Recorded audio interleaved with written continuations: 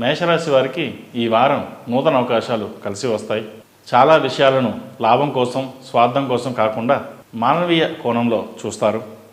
సామాజిక స్పృహ కలిగి పక్క వాళ్లకు అంతో ఇంతో మేలు చేస్తారు. పెద్దవాళ్ళు చేసిన పెద్ద తప్పులను క్షమిస్తారు. విద్య, సాహిత్య, కళారంగాల వారికి ప్రఖ్యాతి సాధిస్తారు. మీడియా పరంగా లాభపడతారు. మీ శక్తి సామర్థ్యాలు తగిన ఉద్యోగం లభించినా కార్యాలయంలో రాజకీయాలు మీకు నచ్చవు. వృత్తి ఉద్యోగాల పరంగా అభివృద్ధి కనిపిస్తుంది.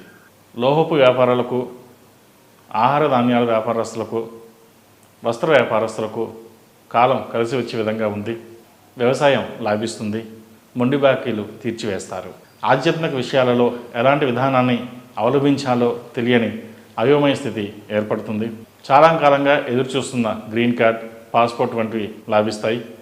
చేస్తున్న కృషికి దైవానుగ్రహం కావాలని ప్రార్థిస్తారు. సోమరితనంగా కూర్చుని శ్రమించకుండా ఫలితాలు ఆశించరు. మీ నైపుణ్యానికి, నిపుణతకు మంచి గుర్తింపు లభిస్తుంది. విద్యార్థులకు మంచి మార్కులతో విజయం సాధిస్తారు. అత్యున్నత సాంకేతిక విద్యకు సంబంధించి మీరు చేసే ప్రయత్నాలు సఫలీకృతం అవుతాయి. సంతాన పురోగతి బాగుంటుంది.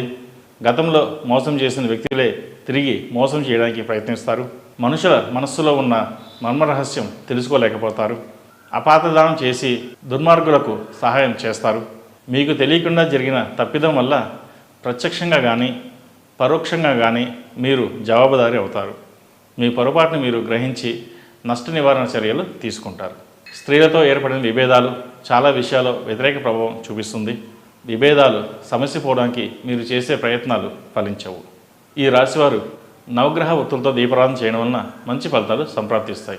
ఈ రాశులు జన్మించిన వారికి కలిసొచ్చే సంఖ్య నంబర్ 2, కలిసొచ్చే దిక్కు పడమర, కలిసొచ్చే రంగు నావీ బ్లూ.